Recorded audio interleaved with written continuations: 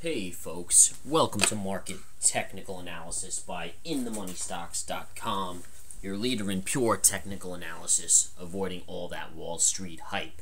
Today, Wednesday, Fed Day, April 30th, 2008.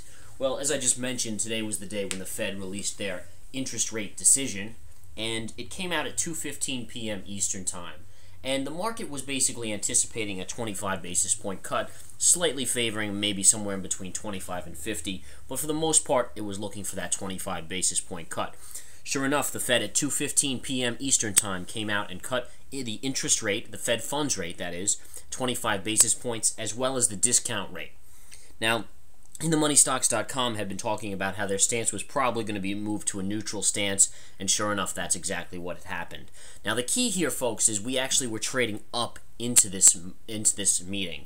And my partner and I, who run the chat room all day and discuss the markets minute by minute with the overall group in our chat room, we mentioned throughout the day that it made us very uncomfortable going into this meeting with the markets trading up into the meeting. Now, why?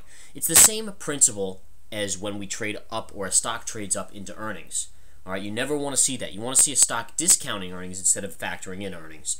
And sure enough, the market was trading up into earnings. That made us feel a little uncomfortable. And once the Fed funds rate was cut by 25 basis points, as well as the discount rate was cut, and the market moved to neutral, the market had already factored that in and began to sell off a little. And virtually the markets closed flat on the day to slightly negative. So we were up during the day, but we came down to close slightly negative on the day. And just to go over those indexes, we saw the Dow closing down 12 points, which again is nothing, 12 points on the Dow. What's that? NASDAQ was down about 13 as tech took a little profits off the table, and the S&P was down about 5 points. Now let's get right into the charts here, and we'll discuss the Fed and all this other stuff as we get into things. But number one, I want to comment on a few things on this intraday ES chart. Number one, here you have the market trading basically flat over here. Okay, here's the market flat approximately, trading up into that 815, 830 marker where we got GDP. Now the GDP came out and the market did like that news, and it started to rally. And you can see a little bit of a rally here. And this started the upward trend, which brought us right into the Fed release of the interest rate, which then ensued and basically caused the sell-off. So what you can see here is you trended up basically to the Fed. And now the Fed came out at 215 right here, and you saw the initial spike up. And we always talk about the initial move being the opposite. It usually goes the opposite of the initial move. Sure enough, that played out to a T today. You see the push up right there on the initial news, and then the drop and sell off the rest of the day. And the market's closed just slightly negative, as you can see here, just slightly down on the day, as we mentioned. Now, the question is, where does this leave us? And where are we going? And that's what we all want to know. Let's face it, we can talk till we're blue in the face about what happened today or yesterday or the last month or two. But really what it comes down to is what's going to happen tomorrow. What's going to happen in the next week? What's going to happen in the next month? And this is where we get into the good stuff, folks. All right? So let's flip over to the daily and talk a little bit. Number one, you guys know that we've anticipated a sell-off starting in early May. Now, guess what tomorrow is? May 1st. Okay? So it is on the horizon. It's very, very close at this stage of the game. And you can see the drastic move we've had recently from these lows where InTheMoneyStocks.com called a buy when the Bear Stearns news came out, all the way up here where we called for that last small move up. And as you guys can see, we are now beginning to sell down a little. Now, the question is this it? Do we have a little bit more upside in the market? It's hard to state here. We know we have a turn date coming in very early May. We're looking at a May 2nd or May 5th day, and that's a Friday or possibly a Monday, Tuesday, May 5th, 6th. So we're going to we're trying to narrow it down to even a more precise day, but it's getting very, very tough. At this stage, you know it's within a couple days. It's just a matter of when does the catalyst happen that's going to cause a little bit more of a sell-off. Now, how big is the sell-off, you're going to want to know. And the question is, and the answer to that is you don't necessarily know at this stage of the game yet. What you're going to do is look for key support lines and notice where they hit, how they hit. You're going to notice price pattern and time when they hit, and then look for setups, whether or not it's a short opportunity for the market to go lower. We'll know much more. All right? But this move down should be a decent-sized move. It's, you're going to look for possibly move to this area, I would think, somewhere in this range, and maybe possibly lower. We'll have to go with the flow on this and see once we hit this area right here on the 50 moving average, the 20, and this line I drew in support line, then again we want to analyze it. Do we break lower? Do we possibly touch this loan line below that? And ultimately, I guess we can always figure out, well, what do we actually have a chance of going back to these lows? I would favor at this stage against that, although there is a small probability that that could happen. Now, one thing that's bothered us about this, folks, is this. Plain and simple, volume. No volume in this market. Look at the move up, look at the volume. Look at the move down, look at the volume. Okay?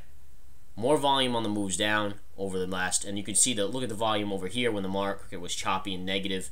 You can just see the majority of volume, and it's a very easy chart to read here, how much volume there is over here, and look at the non-existent volume over here. So it's important for us to realize that, and that's always why we're looking at a possible sell-off starting very, very shortly.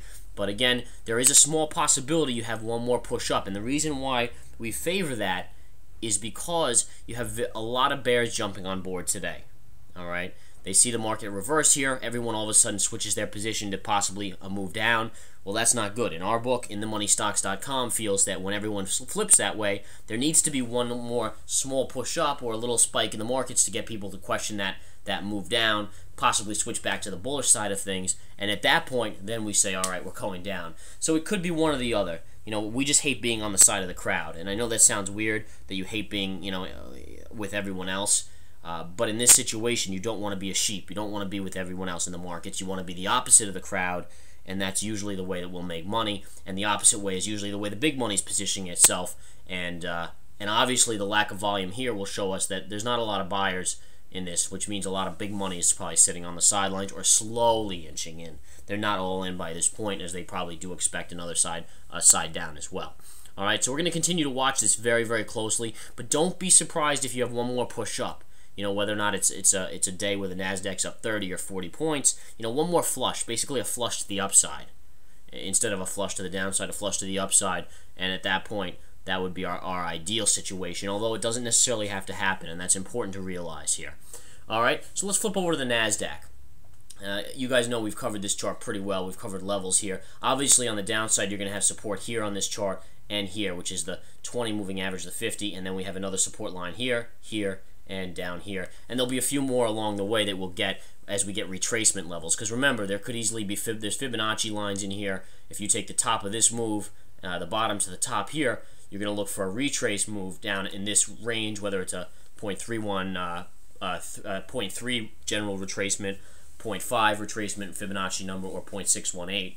We'll have to analyze that as we start to fall. There's really no reason for us to do it yet, because we haven't started the fall yet. We might even have a little more. I wouldn't be shocked, as we mentioned, to break a little higher, possibly, before we do really come down hard. But again, we'll have to analyze that as we go. So looking at the Nasdaq now, flipping to the Nasdaq daily chart, same chart applies. Even more so, the market's been trading to the more of the upside here on the Nasdaq. As we mentioned a few videos ago, that money flow now appears to be flowing into technology and financials from the ag stocks, the solar stocks, the energy stocks, the oil stocks, the gold stocks, and so forth. Anything that had to do with the dollar was strengthening over the past 2 weeks, as InTheMoneyStocks.com had called for, on anticipation the Fed would be done with their cutting. Which in tune, when the Fed says they're done cutting, that signals that the dollar will strengthen, obviously, on anticipation of that. In tune with that, we saw a nice move up in the UUP. Let's take a look at the daily UUP, and you can see here are the lows on the UUP recently, and here's the move up into the Fed meeting. And then today, we had some profit taking in that, and you can see that we actually fell back down on the UUP, which is just consolidation now and pullback. It got a little bit of a bounce into the close, but still closed lower on the day right here. All right. So again, the UUP gives us a good general sense of where the commodities are going. If this is trending up, the commodities generally will fall. If this is trending to the down, then the commodities will generally rise. That means gold and oil will probably rise. So in the near term, it looks like we believe that you're going to see consolidation like this in the dollar, and you might have started that today, possibly right down to this 20 moving average, and then you'll see another push up in the dollar, in which case gold and oil have more downside, even though they are at support lines now, and probably get a little bit of a bounce. All right, so we'll continue to watch those very closely, but just to show you guys, InTheMoneyStocks.com, about 2 videos ago, we called that short, as mentioned, and we touted that in yesterday's video, and we talked about it going to this 20 moving average. Sure enough, the USO touched the 20 moving average today and bounced off of it. That is key line support. Now you're going to watch for consolidation and then a possible break below on the USO. All right. The OIH, same type situation. It's hovering right here on support at the 20 moving average, and very beautiful fall off there, as in the money stocks had called. All right, so keep a close eye on that. Let's go quick back to the NASDAQ and just take a look at the NASDAQ daily again. And you can see here the monster move up, the same chart as the SPY, which I had gone over in depth earlier in the video, but just keep an eye on that. All right, so again, what we're looking for here in the coming days is a turn date in early May. It could be as early as May 2nd, or that which would be Friday, or the following Monday or Tuesday, May 5th and 6th.